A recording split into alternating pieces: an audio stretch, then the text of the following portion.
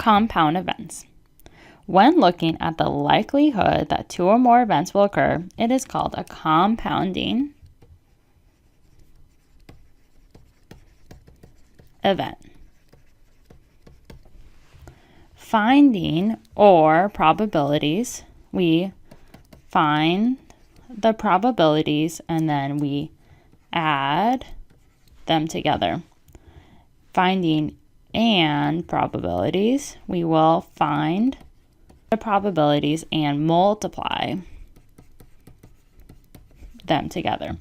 So let's look at an example. Example 1. In a given day, 1 out of 4 cars will have their air filter changed and 1 out of 3 will have their oil changed. What is the probability of a vehicle will have both the oil changed and the air filter changed on the same day? So our first step is we see that we have an and. So we're going to look for both probabilities in this. So we're looking for the oil changed, which then is 1 out of 3.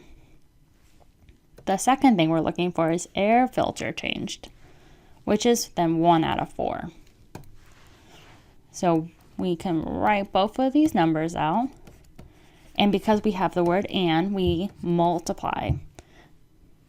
So how we do this is we're going to multiply the top together, and then we're going to multiply the bottom together. So we get 1 times 1, which is just 1, 4 times 3, which is 12. So this is our probability that the oil change and the air filter change will be done on the same day for the same vehicle. So let's look at another example. Example 2. What is the probability a vehicle will have the oil change or air filter changed? So we're using the same numbers as the last problem. So we have 1/4 and then we also have 1/3. But instead, we have the word or, which is our key word. So when we have the word or, we're going to be adding the two probabilities together. And so we need to find a common denominator between these two numbers to add them. So for this 1/4, we will multiply the top and the bottom by 3. And then for the 1/3, we're going to multiply it by 4/4. So now we have to multiply the top two numbers together. And then we'll multiply these together. That should have been. And this one. So let's go ahead and multiply this out. 3 times 1 is 3. 3 times 4 is 12. Plus 1 times 4 is 4. 3 times 4 is 12. So then we're left with 3 plus 4, which is equal to 7/12. So this is its reduced form. So this is the probability that the car will either have the oil change or the air filter changed. So now let's look at another example. Example 3. In a given day, 2 out of 5 cars will have their tires rotated and 1 out of 4 will have the oil filter changed. What is the probability that a vehicle will have both the oil filter changed and the tires rotated on the same day?